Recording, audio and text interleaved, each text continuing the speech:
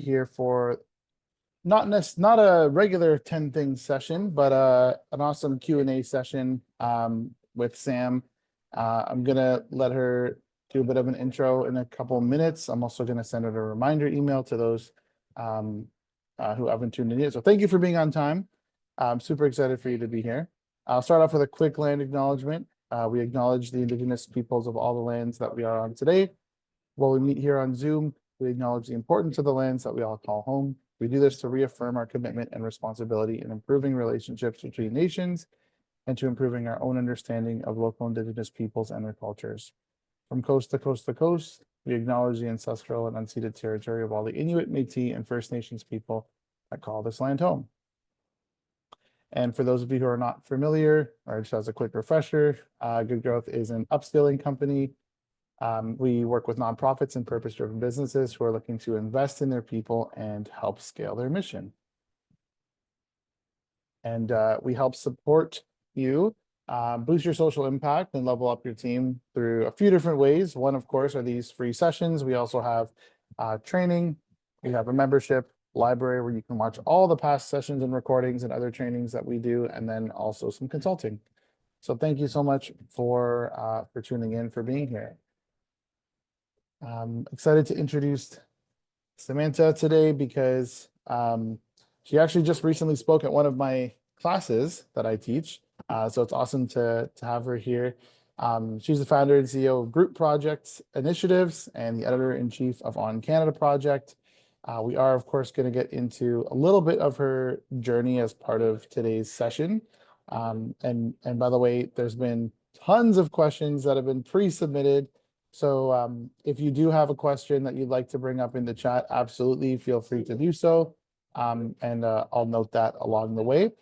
Today we're going to have a few different there's a few different categories for the discussion. I'll just frame things up. So we've got things about storytelling strategies and building a digital movement. We have stuff about ethical storytelling and how you care for your community. There were some questions submitted about different platforms and tools and technology.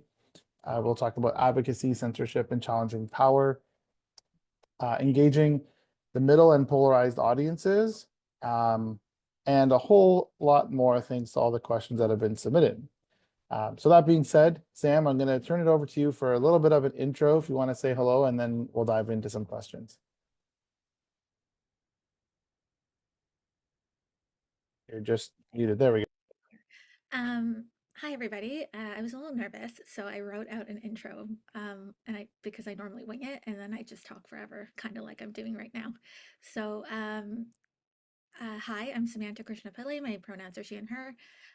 So I've come to start to think of myself as a cultural and narrative strategist and a systems designer of collective infrastructure that's designed to move the everyday middle from like overwhelm and isolation to being informed, interconnected, and taking action. I didn't plan to do this.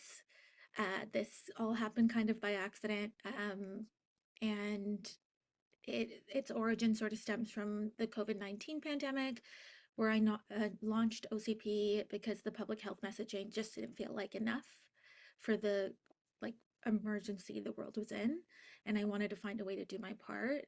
I had the privilege of having a health sciences background. It's not that I'm smarter than other people. I just understood the way the health systems worked, and as a result, was able to answer questions that friends and family sent my way. And I thought maybe this is a thing I could do to help out during this time. And I recruited volunteers. There were like hundreds and hundreds of volunteers who came through OCP for its first 3 years. Like, I want to say over 600 individual volunteers who came and donated their like brilliance, their magic, their ideas. They made the initial idea I had so much more bigger and better. Um, and they were all between the ages of 18 and 35. So while On Canada Project actually started as a COVID-19 page, I realized that the misinformation and disinformation that exists around the pandemic was kind of true for pretty much every issue in our world, particularly around human rights. So we started broadening our scope, and the same sort of relatable and landing discourse that we were having with COVID was able to expand now to all these other issues. Um, And now I want to say with like some degree of confidence that we're the largest Instagram account of our kind that does in the country, that does educational media. And yeah, so it's really exciting to have that sort of following, to be able to make that sort of impact. But what I realized was that just writing and sharing content wasn't enough for the shift that the world needed. We were sort of inviting and informing people, but we weren't really able to fully get them to join and feel like they know their part and their role in the chaos of this world. And so with that came this idea for group project initiatives, which is like an ecosystem that is designed to link that narrative building that we do and the storytelling we do in our content arm on Instagram, um, into more of a like collective culture shift in our world. And so there's a couple components of it. One is the media arm on Canada Project, which is best viewed on Instagram. We then have this like tested, launched, beta launched thing of 15 to give a fuck.ca, or 15 like the number 15 tgaf.ca. And that's the idea behind this platform, is to make it habitual, to make it easy, 15-minute activations that you can choose to help you go from I want to know more to I want to take action. We're launching, or have recently launched, creatorsforhumanity.org to connect content creators who are left leaning together across the country so that we can counter disinformation and the spread of fascism. And lastly, we're developing a third space virtual community center called the Social Good Collective, for that will have like online programming, community events that help build capacity in everyday people, um, in a sort of closed social platform online. So this whole thing is sort of just designed to help take that everyday person who cares but doesn't know what to do, who feels like something's wrong but doesn't have the language for it yet because we're all just out here surviving late stage capitalism. That's how that whole thing's sort of designed to exist, to be. It's that entry point for everyday people. Um, yeah, and I think that that's what group project initiatives has now evolved into, is how do we take people from like this culture of apathy and overwhelm to a culture of care and activation. Thank you so much for kind of explaining that ecosystem that you've kind of built, and the evolution of it, starting from just, an Instagram account sharing information, right? So it's awesome to see that. I think part of that, part of the most, interesting or fascinating, things about what you've done is you've been able to mobilize and build a following of people who are interested, maybe perhaps some people who are not already interested in, in activism or in taking action, but just wanted to genuinely learn and wanted information. So, kudos to you for kind of assembling that hard to reach, hard to target demographic of younger Canadians. Um, from a storytelling perspective, I do want to jump into that because that's been something where, first of all, we should define storytelling. I think, to start, because I work, in the marketing and branding and communication side of things. There's storytelling, of course, when you're in school, learning through narratives. There's storytelling, which is things like the media and journalism. So from your perspective, Sam, in the context of your work, Yeah. how do you define storytelling and why is it important today? Yeah, I think it was you that first said that I was a storyteller, and I was like, wow, this is brand new information. Thanks, Daniel. I didn't go because I didn't try to do this. It sounds such a weird sentence to say it like that, but because I wasn't looking to figure out what my title was. I just saw a gap and then wanted to address that gap and put pieces together. So after our chat where you were like, you're a storyteller, I sat and thought about how I think what makes my work storytelling, or how I see it in my work, is I'm trying to hold the audience through the emotions of dealing with what they're going through.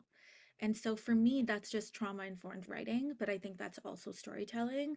And I have my education includes trauma informed healthcare. So I just sort of copied and pasted it into writing. And I think about the complexity of what people are dealing with. like to think about folks as generally good people, but just overwhelmed and trying to do their best and hearing a bunch of competing and conflicting narratives that are out there. So how do I let my content stand out? And I think that's with making it feel inviting and safer to engage in, and not making people feel like they're being blamed for like issues that predate them for the most part, and just helping them see themselves as part of the solution. I think that's sort of how I use storytelling in it without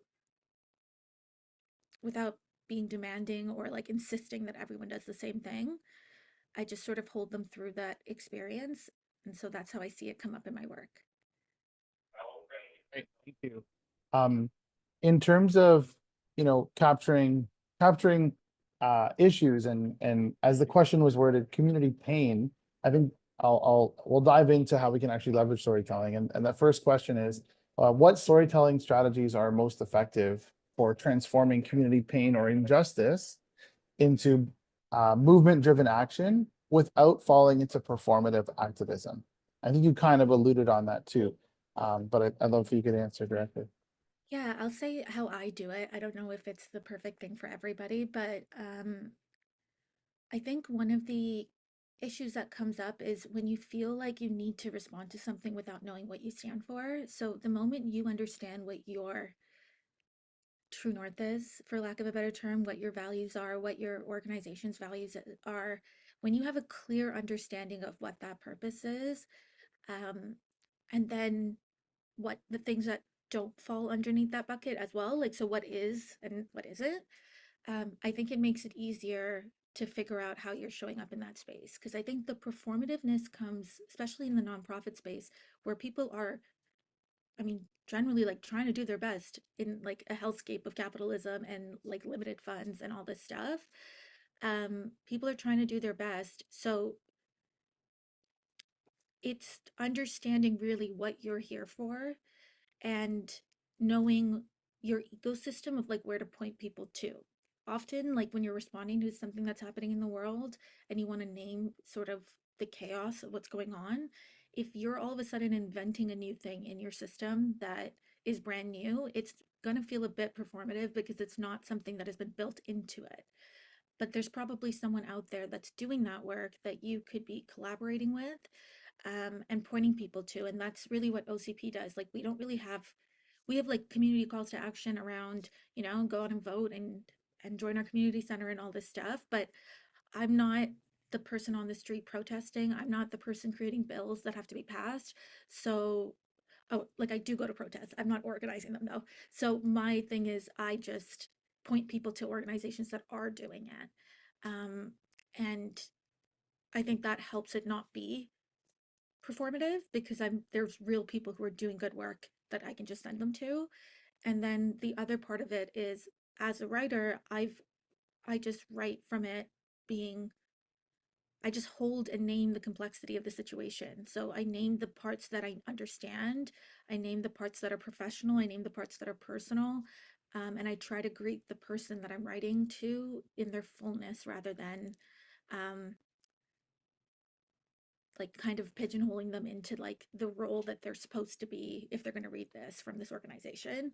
Because I think most people review content from that person like their full selves, and then think about how to put on their work hat to react to it. So just meeting them there, if that makes sense. Makes sense. Yeah, meeting people where they're at. Absolutely. I think um one of the questions that we get is, how can you essentially utilize storytelling, but in different environments? And specifically, what suggestions could you share for someone who is learning how to be a better storyteller in a professional environment? I think that was one of the common questions that we get. Whether it's professional environment, at work, in government, working in a nonprofit organization. Different from social media, you could say.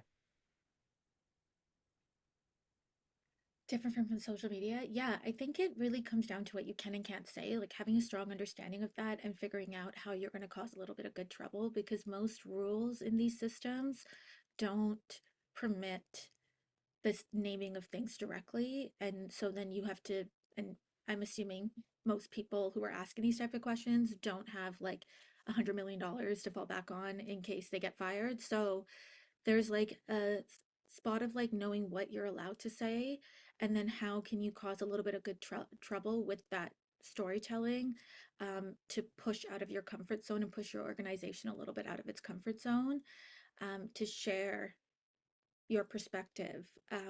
And I feel like that has to be leveraged in real life as well as on social platforms, but it requires you to have a strong understanding of who you are, what you care about, and then looking at what your organization's limits and structures might be. I think people often jump straight into like what my organization's limits and structures are rather than figuring out who they are as a person and what they care about, because the reality is the personal is political, the professional is political, it's all connected. And at this moment in time, we need people to have a strong understanding for what they stand for and what they care about and bring that into their work. And that truth will resonate as a storyteller, no matter where you are or what you're doing, even if it looks different from how someone else is a storyteller.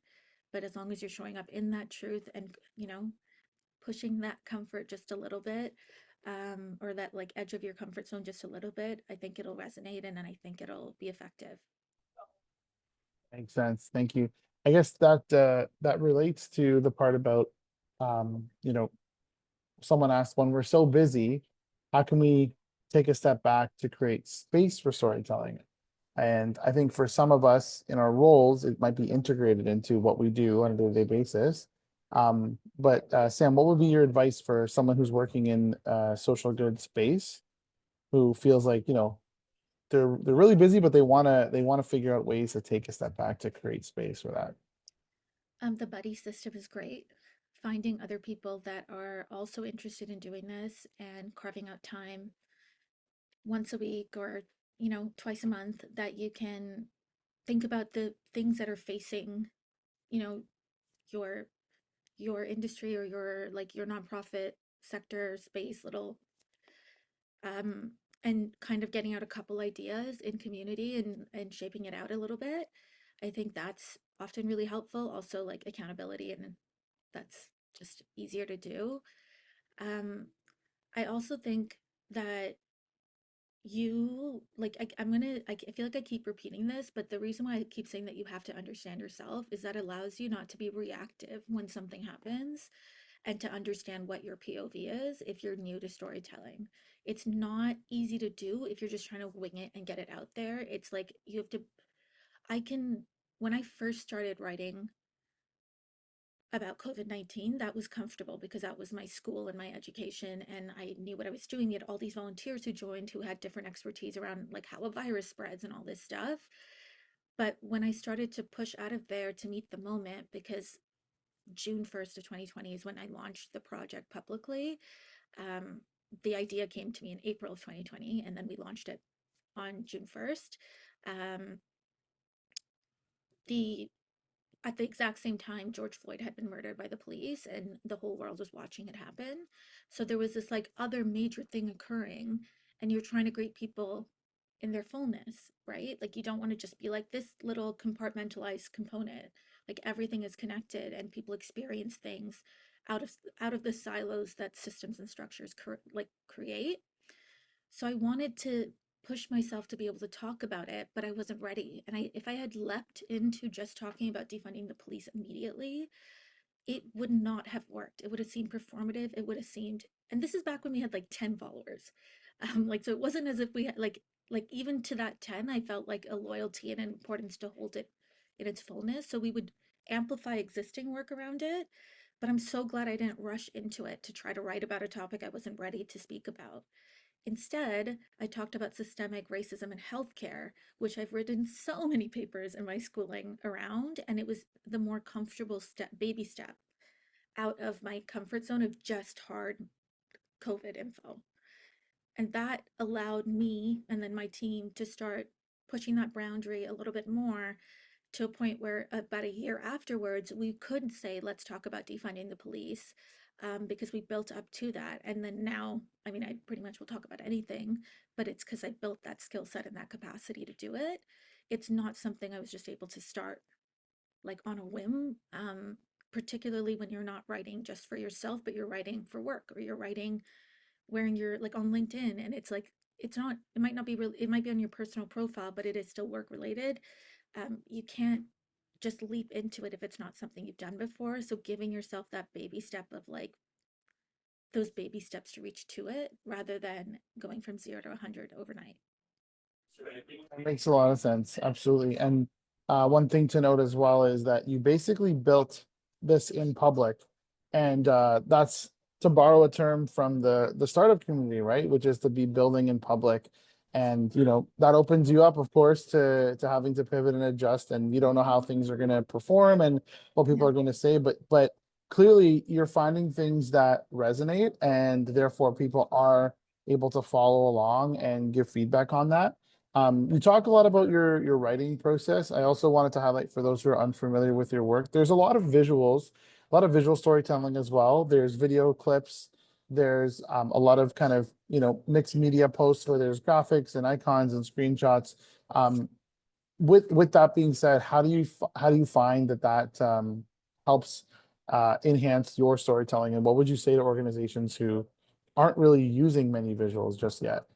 Oh yeah, you got to use visuals. People, especially if you're meeting people on social media, you're competing with Kim Kardashian and like other, like you can't just have this like dense information. And I if you haven't seen our work, like I write quite a bit. I'm like a long form writer who somehow found a way to fit it into Instagram. And some posts do better than others for a variety of reasons, but when I just do heavy text back to back to back, it doesn't do as well because people are on social media to like flip and to just go quickly through things. And it takes a very specific issue for a dense post to last. And that's normally because there's like a timely, quick turnaround type situation, um, and an urgency with it. But typically, a post that's just text back to back to back is not enough to do well. Incorporating tweets that further my what I'm trying to talk about that some other expert has said or an organization has talked about in there gives for visual difference. Like it just breaks it up a bit. Putting little videos that further what I'm saying also helps do that. It just makes it feel more engaging than just like the going to sleep thing that kind of happens when you read text for too long and you're like, shouldn't I just keep swiping to the next thing? And that's really a big part of how I lay out the slides. Now, like timing and stuff make that difficult, especially since 2023. Like the content has been a little bit different, but um, yeah, it does take a little bit of time to break it up, and even just like splitting it up into different colors and sections, making it really readable and then also really shareable. Because ultimately, what you want is not only for someone to read it, but to like it enough and feel that it speaks to them enough that they can share it to their own socials, which is like the biggest little, the biggest thing that like helps spread it, right? If that, That if that, that makes sense. It's a combination of, telling the right story in a timely manner, but also then distributing that in a format that actually works, right? That people are going to share. if you want to go to the PR post that's right there, next to the Democracy 101. So if you Yep. click this one and you swipe through, you'll see that I broke this up by putting in like little memes and GIFs in it. So if you Right. keep swiping, there's information. Then you go to the next one. There's like the White Lotus thing that everyone shares. So like leveraging pop culture and stuff while putting in stuff. But the actual point of this post is one of the last slides, which is all the ways he's voted against families. That's the thing I was trying to get across, but I couldn't figure out how to share this slide with my Right. community without it feeling like this like it's just not sexy or fun or engaging, but it's really important that they see it. And then he did this thing, and I leveraged it to tell a larger to get that point at home, and then use pop culture and stuff as well. Um, There- right. Absolutely. There's a lot of value in kind of making it relevant. And like you said, you're leading people up to, they're bought in, right? They're like, okay, now I want to know. I'm getting the sense, I'm getting the issue, I'm getting the point. And now I want to actually know what is the meat of that information. Whereas just throwing a fact in someone's face is kind of difficult when you're scrolling and competing with so much other content out there as well. Right? So yeah, just for those of you who haven't seen this particular feed, I wanted to share that, give you a little bit of a visual as well. Um, we'll switch gears to talk, continuing to talk about storytelling, but we'll talk about it from perspective of ethical storytelling and looking at it from a community perspective. So the question we got was, how can we do storytelling work ethically with care for vulnerable communities and individuals? Hire vulnerable communities and individuals. Um, like the best way to do it ethically is to work with the communities that you are writing about, and understanding the relative power and privilege that you hold in a situation. Now, there are loads of communities that are facing stuff, so that might feel like a big ask to really like, how am I going to hire someone from every single community? And also, you can't tokenize people because if you hire someone from every single community, they're not necessarily the representative of every issue. Like these communities are not monoliths, but generally speaking, diversifying who's your writer is going to help. Um, and paying experts to consult so that you are writing in a way that brings that um, ethical consideration. I think also there's also like RBC is one of the biggest investors in the climate crisis, like they're in the pipelines. So every year they put out, and like this is well known knowledge, but then every year they'll put out like a truth and reconciliation post for on September 30th, and this does not match. Like they can do that and they can keep posting about it, but that post always gets so much hate because it's not in alignment with their actual actions. So if your organization is posting about an issue that you're not practicing, um, that's not going to land, nor should it, because that's performative. So the second part is of like working with those communities is to make sure you're walking the talk already, or at least able to own that you're in the process of doing that. I think people get afraid of like naming things that don't fit into these neat like traditional ways of talking about stuff, and like traditional status quo norms of like that's the way we've always done things. But the way that we've collectively always done things has led to a moment in time that really sucks. Like fascism is here. It's spreading. There is rising hate and division in our country and our world, and we need to be able to try other things. So, being able to name the parts that you folks are working on doing better with, when you're talking about these issues is really important because it'll show that you're also being vulnerable and honest about your experience, which builds trust, but then also like only do that if you're actually doing it. And then the other thing I would add to how do you do this ethically, is no, I think it's just those two actually. Just make sure that you're actually practicing it and being honest with what you're doing, and then working with those communities while also acknowledging that they're not a monolith. Um, Makes sense. Thank you so much for that thorough answer. It is a big important question. Um, we'll move on to the subtopic here of advocacy, censorship, and challenging power. So I think, with platforms, obviously we've seen a lot of there's always been controversy with Meta and what they choose to showcase and prioritize. And obviously all news publications are not even visible on Meta platforms, which is still pretty alarming to think about. How do you find the balance between communicating those bold stories, those important stories without being censored, whether it's by the platform or whether it's by, other audiences? um, yeah, I haven't figured that out. I just talk about it and I hope to God they won't censor me this week. We do get censored, we do get shadow banned. But I think that the people who do follow you when you build that trust, um, they end up finding it anyways, or like people will share it and people will get there, and you can ask your community to engage if you're seeing lower metrics. We typically reach, I we typically reach like 2 to 3 million unique views every month, but some months, like right after October 2023, was lower. Um, but our content still did really well. It's just the metrics weren't reflecting that. I don't really know how they make the decisions they do in these spaces. And to be honest, I ideally want people to see our content, but that's not the point. Like the numbers don't really matter to me. The point is to get that message out. And if the first post doesn't work, how do I repackage that information to get it out the second time and try it a different day? That's like, how do I get it to our mailing list? How do I get it to other places that are more like direct to the person? The actual metrics of it will go up and down all the time. But I think that that's the reality of social platforms.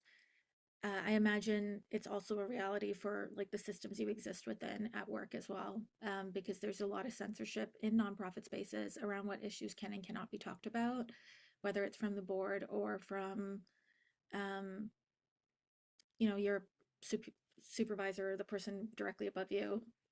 Uh, I think that to combat that, you need people power. Like you need people to speak up and you need to try things that are outside of the box, which could include going directly to your community to write to like sneak attacking your board. I know that sounds kind of like, oh, that seems crazy, but also like so's fascism. So like we need to do something, if not now, when?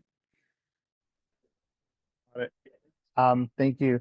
And obviously, yeah, it's not easy depending on, the platform or the circumstances, the situation you're in, whether it's a client or your employer or, looking to funders and other organizations that you need to kind of be on the same page with, or at least not rock the boat too much to avoid other issues. But that being said, there are a lot of storytellers and people such as yourself, Sam, who have you know lost partnerships and lost clients because of taking a stand. And so I'd love if you could speak to that just for a little bit here. The boldness, the piece about still standing true for your values and getting the message out, regardless of it not being convenient for all parties. Yeah, so on October 7th, 2023, I reposted a post about what was happening in Palestine. It was like a really gentle post that helped contextualize a long, like 75, at that time, 75-year issue. Um, it framed it as this is an issue between oppressor versus oppressed, not Jewish versus Muslim. Like it was evidence informed. It was backed up by loads of data, loads of research. And when we first posted it, it did really well. But within the context of, and I just like directly reposted it on the 7th, saying this is a repost, but we think it's a helpful explainer for the moment that we're currently in. And then as a result, we lost like a major potential client. It was to help design a program at a university in Canada, like a continuing studies program.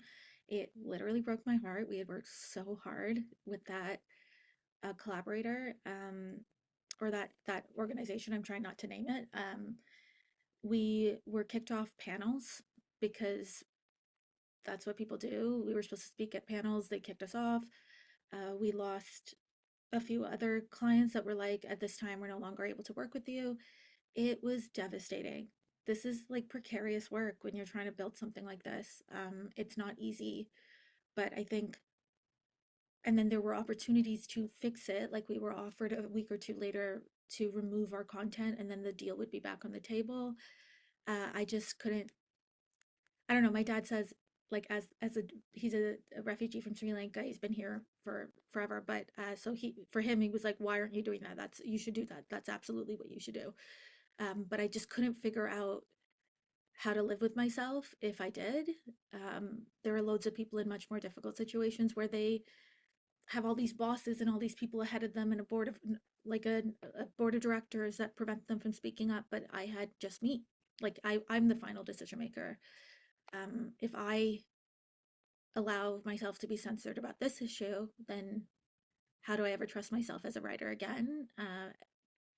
Like what I don't know. It was a lucrative deal, but I couldn't justify putting a price point on my values and being able to sleep at night, particularly because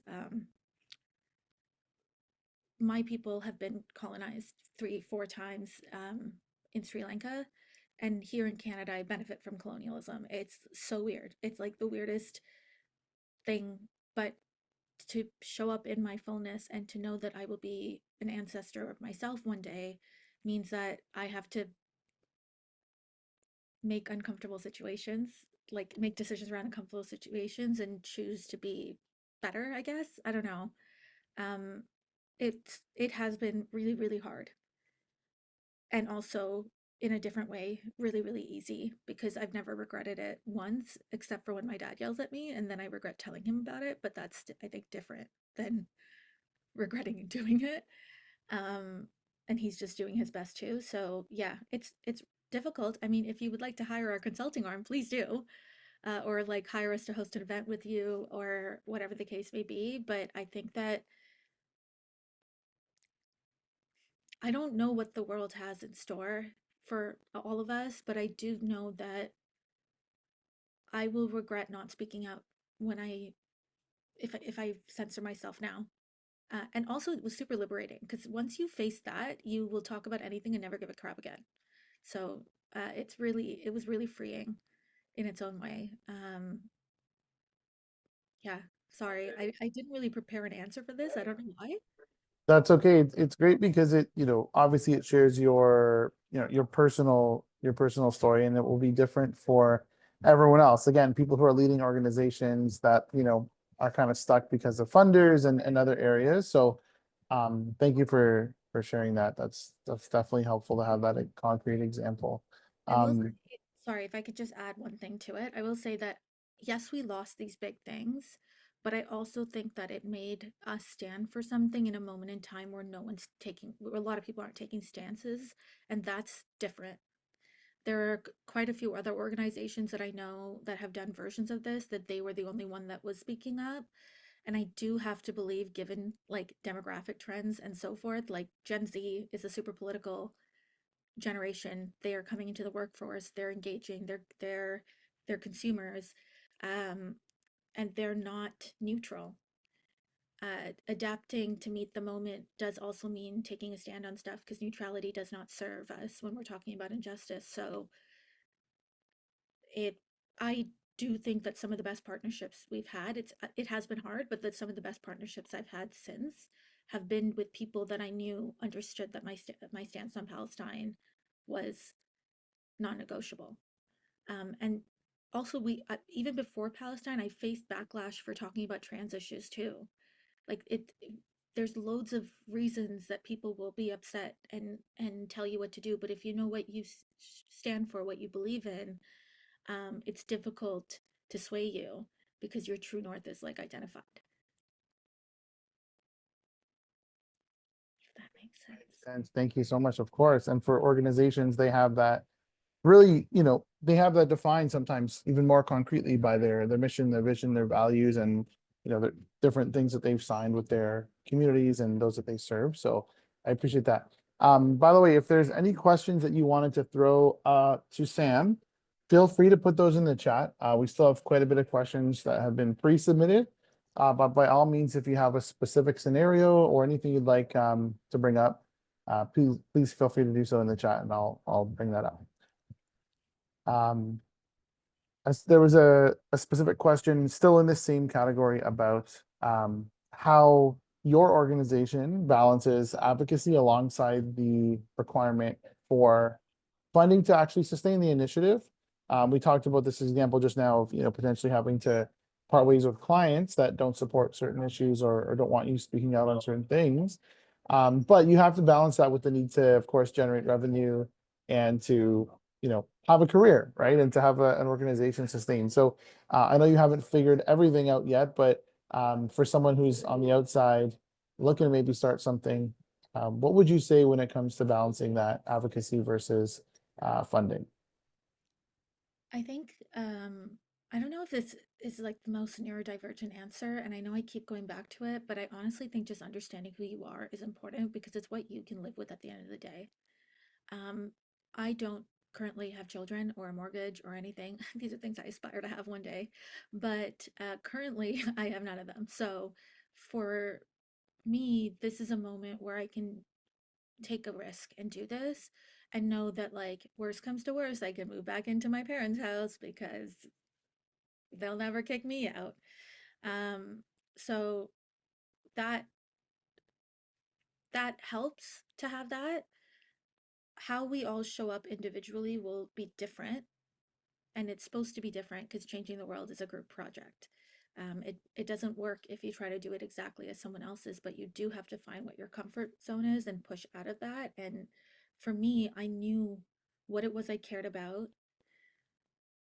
I knew that that would mean it would be harder, and I knew that I also wouldn't be able to sleep at night if I retracted a statement that I aligned with. Like it just didn't feel right to me. So I'm still figuring it out. I'm hoping people will see me and be like, this form of allyship is um,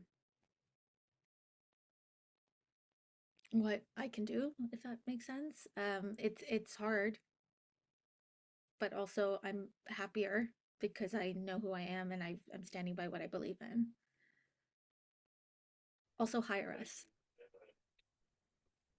Makes sense. Thank you.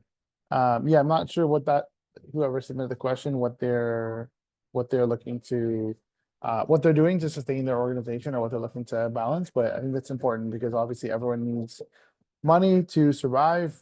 Things are getting more and more expensive, right? Um, okay. We'll switch gears and talk about maybe more of the technical side for a second, the platforms and the technology for building community.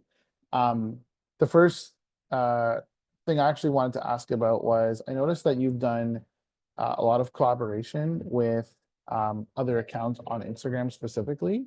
And I think that for some organizations, especially larger ones, or maybe more, certain type of government related or government funded organizations, it's very difficult to get those rules or get those partnerships and collaborations approved, right? Where, someone has to vet everything on that other person's account. And there's always challenges with that, having worked in influencer marketing and partnerships for quite some time.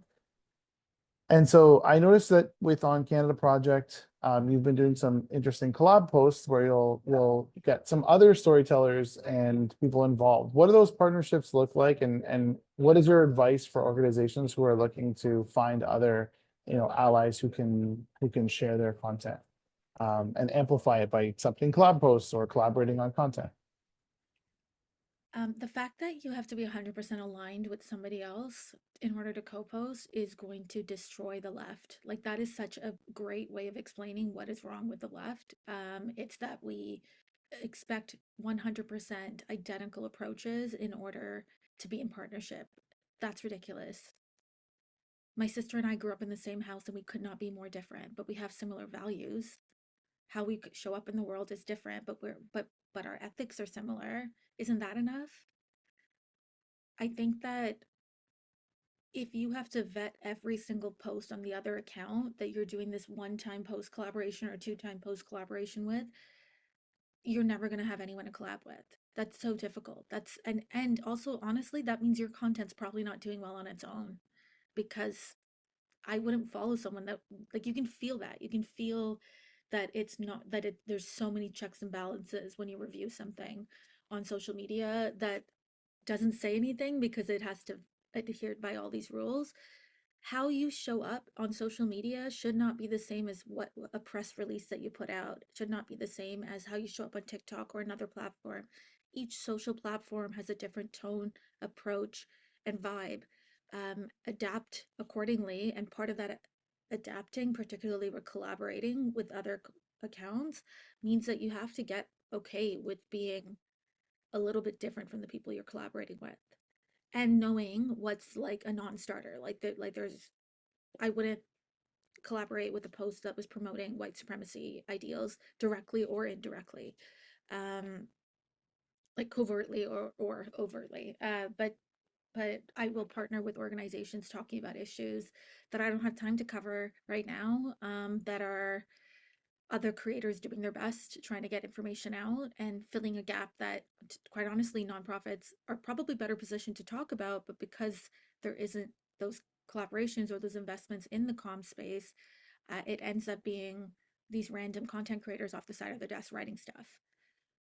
So for me, my partnerships involve, um, well, one, I just co-post. We never used to do co-posts that didn't match our branding because the aesthetic. But after 2023, October 2023, any issue around any post around Palestine, I co-posted right away because that was an issue that was being heavily censored, and I didn't want to do anything. It seems stupid to hold on to the aesthetic when genocide is occurring. So any issue with Palestine, I would co-post. With the individual creators, a lot of the times it's relationships that we've built over years that we then went, hey, could if when you're posting something, pretty much everything you say is in alignment with what we believe, could could I give you something to make as your like brand title page or whatever for the reel that you're making or the content that you're co-posting that you can share? Is there other things that you're looking to do that I can support you with, um, and help you meet your potential or whatever, like whatever they're trying to do, just being in community with them. Like I know when a friend is looking for a place to live, and if I see an ad for someone subletting a room or whatever, I'll tell that friend, and that's what I try to do with the content creators, because I don't have the sort of money to pay them yet. Uh, yeah, I just build a relationship, trust a relationship, and be in community. Don't get trigger happy with canceling or like some you heard something about the person and just then I mean, we all saw what happened with the NDP and the content creator that they were working with that they immediately distanced themselves from because they saw that she had talked about Palestine or something. The moment you do that, like it looks worse on you. Like you, I don't know what the NDP was trying to cover up for, but it looks worse on them. And so if you're going to collaborate with someone, treat them like how you would treat someone who was in your community, and that shouldn't be hanging them out to dry at the first sign of controversy. It should be having a conversation. Does that help?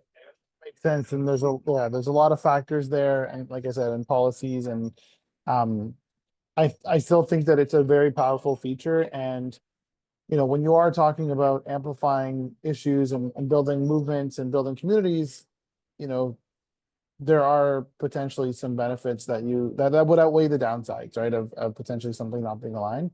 That being said, every organization has their own policies and things to contend with. So totally understand whenever it's not possible. You could also put up a slide at the very end that says this is a collaboration, like plainly explaining it to your audience that says like we're in alignment, but that doesn't mean that our approaches are identical. Like if that's such a fear Mm, that or that's a in the caption or something, like when we posted about people signing up to vote in the liberal election, but then had a slide that said this is not an endorsement for the Liberal Party because we wanted people to counter the far right joining the Liberal Party to vote for party leader. Um, and by throwing that up, like our audience still had trust with us. They didn't think that we were all of a sudden supporting a party that is still sending weapons to Israel, despite a so-called embargo. Uh, that would lose trust with our community, but it also was a major opportunity to do good. And like that post got seen by like 600,000 viewers, like unique views. So um, yeah. Thanks for the caveat. I'm sure there'll continue to be different alternative ways to approach things, right? And how every organization will learn from what other organizations are doing, right? And how they're handling that over time as well.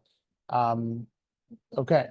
So we'll switch to another topic here, um, which is when it comes to having conversations and whether those are online or offline, um, you know, we wanted to talk about how you can engage the middle and how you can engage polarized audiences, especially when there's so many issues that are political. So, how do you have a conversation with someone who holds a very different point of view from you, if you want that to essentially be productive or educational based on your experiences? Yeah, so I'm assuming this is like an in real life conversation. I don't know if it's specifically in real life, but that was the question. So let's assume it is in real life. Yeah, I think in real life, there's a variety of factors that is different from when you post on social media. So in real life, is it your boss? Is it worth, I mean, it generally is worth having that conversation, but there's obviously a power dynamic there that you still have to note and hold as someone who probably needs money to survive because you don't have a trust fund or like, I don't know. you're not going to live out the Princess Diaries plot and become a princess overnight. Like, I don't know how that works. So the there's difficulty with that, but generally, I think it's bringing it down to the most basic thing, which is, do you believe human beings deserve to exist? Whatever your personal opinion is, does that matter more than caring about a human being's ability to exist in this planet without harm or violence or anything? I find that when you really bring it down to the most basic of things, like, it's difficult to disagree with it. That being said, most people who are holding conservative views or right-leaning views have long been, I don't know, like, there's been a lot of far right content that has been spreading, that many of us on the left won't see because it's not our echo chamber, on social spaces that spread this type of stuff. Like, when the world found out, like when social media banned Andrew Tate, that's after years of him being active. And then for many of us, he was a brand new name when that ban happened. Um, so there's things being said on the internet because there isn't a counter narrative on the left.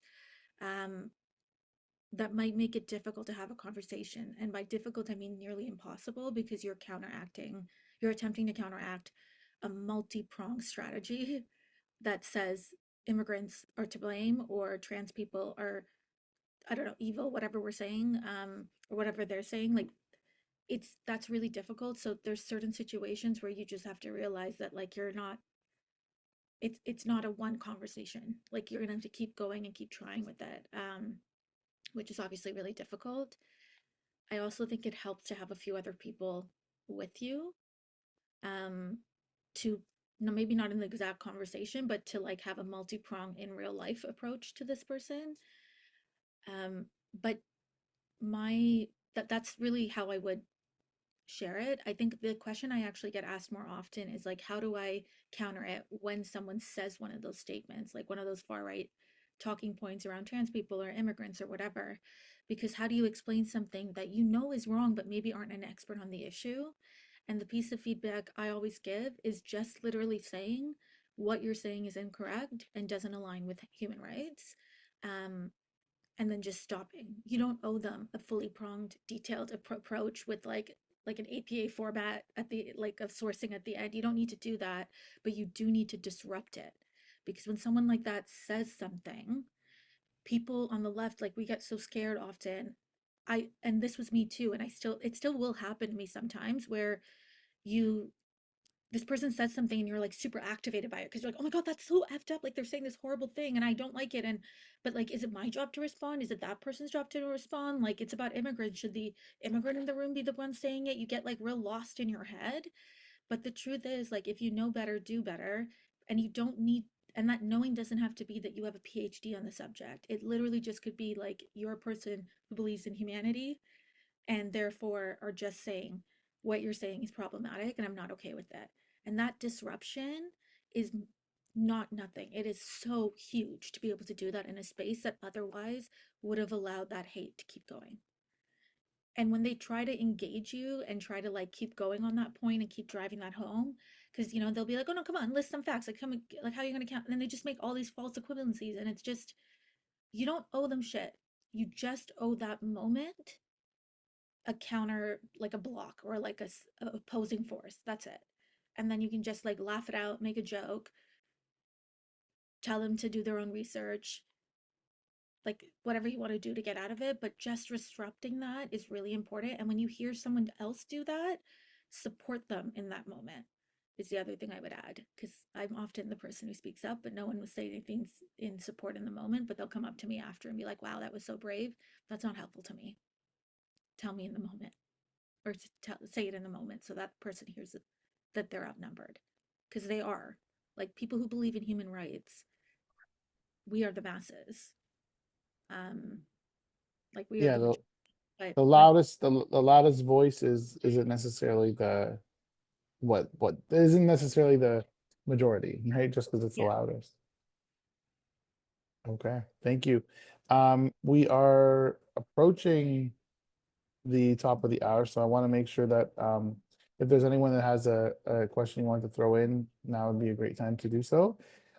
If not, we'll go with one more question here on this specific topic, and then I think I'll try to ask one final one. Someone asked a question: how would you recommend framing the story or need for justice, action, and education to people who are struggling or seemingly resistant to unlearning colonial and harmful ideologies? So, for example, when a family member has clearly been impacted by disinformation and is hesitant when you approach them about changing their stances.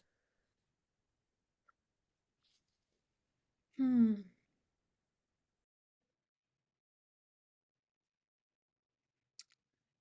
Um, yeah, I think this is really, really difficult to do. Um, and it also depends on the context. So a family member, I mean, that's also really hard. You know, like an elder in your family is often harder to speak with. And also, like in my case, is it worth it for me to try to convince my dad, who's a refugee and has been through all this stuff in life, that his opinion is wrong? Especially since he doesn't vote anyways, which is a whole different thing. Don't get me started. Probably not. Like, where do you put your energy and your effort? I think you have to figure out what you're the most comfortable saying, and like while holding the relationalness of that like the relationship. Like what are you comfortable saying? And how do you want it to make them feel, and how do you want, and why are you saying it? Like figuring out that first, I think is really important. Um, and then really sitting with what they're specifically saying and finding like a counter thing to it, even though um it could be as simple as like, this is not true and what you're saying is actually harmful. Here's some proof. Like often these people want proof, but even if you give it to them, it's not there. It's just hard. It's really hard because they've been, it's not just one piece of disinformation that they're dealing with, it's multiple pieces that they've seen over time. This is actually like, so we call these courageous conversations with OCP. It's actually a workshop series that we're hoping to do starting in like late May, June. Because we're trying to, it's a question that we get often, that people are like, I want to have this conversation and I don't know how, but it does require you. It's not a one size fits all like answer, because it requires you understanding the context of your own situation, the relationship, and what you're willing to like get and lose. Like if you're willing to walk away from that relationship, that's really different from you want to preserve the relationship. And I can't tell you which one's the right one to do. So that sort of workshop that we're designing is to help people figure out how to navigate that in personal life stuff as well as workplace situations. Um, yeah, because it's not an easy, simple response, but it can be done. You just have to know what you're willing to lose in that moment. Great. Thank you so much. Sonia put in the chat, thank you for being here and sharing your information and standing by your beliefs. It's been informative.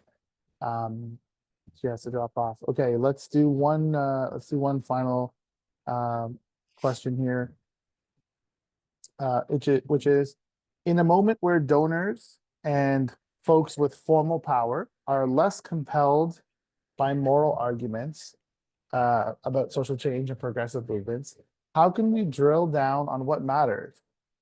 What is critical in impact messaging and storytelling? So I could repeat that because it's long. Uh, in a moment where donors and folks with formal power are less compelled by moral arguments about social change and progressive movements, how can we drill down on what matters and what's critical in this in the impact messaging? Put them on blast is what I would do. Um, it's not going to get better unless the entire institution is being held accountable, and it's happening everywhere. But if you put them on blast on your own, you're going to be punished for it, right? Because they're not going to be like, well, thank you for holding us accountable.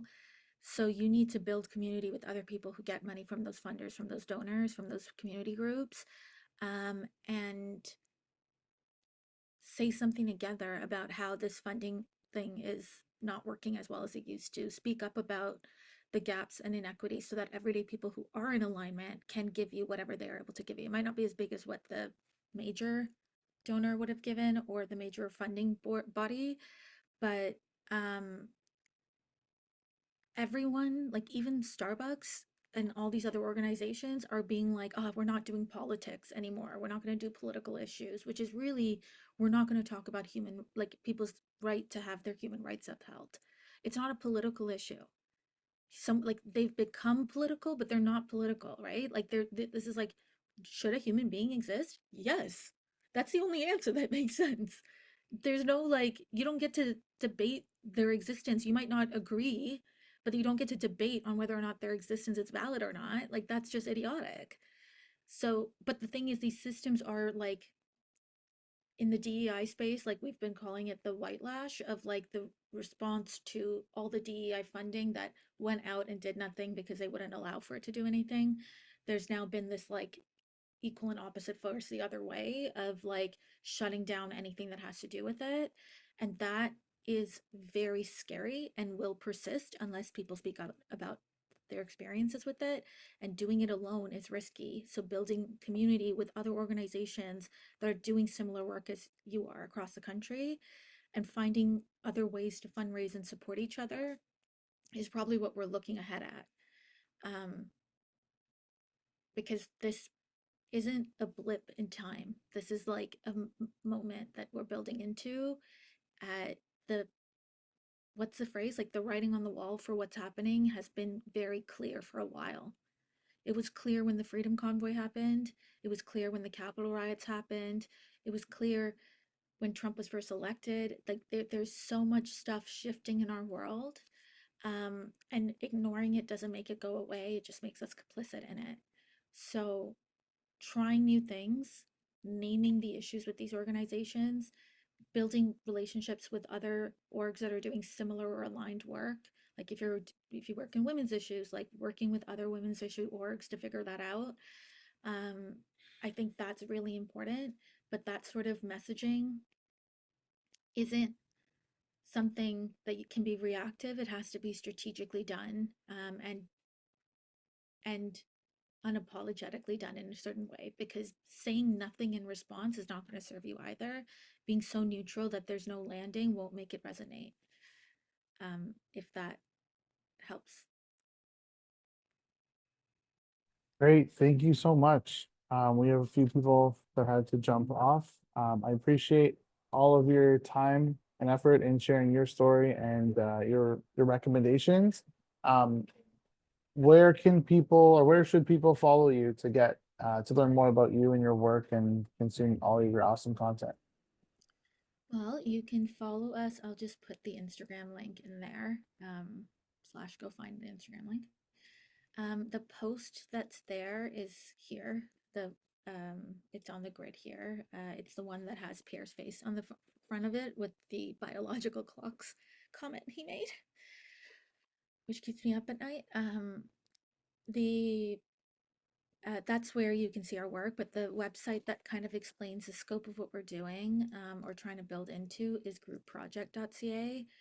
It's also where you can go to figure out how to hire us, collaborate with us, leverage us. Yeah, I think that is probably the two big things. I'm also on LinkedIn and on Instagram as a personal account, but my personal account is mainly dog photos, so maybe not relevant. Awesome.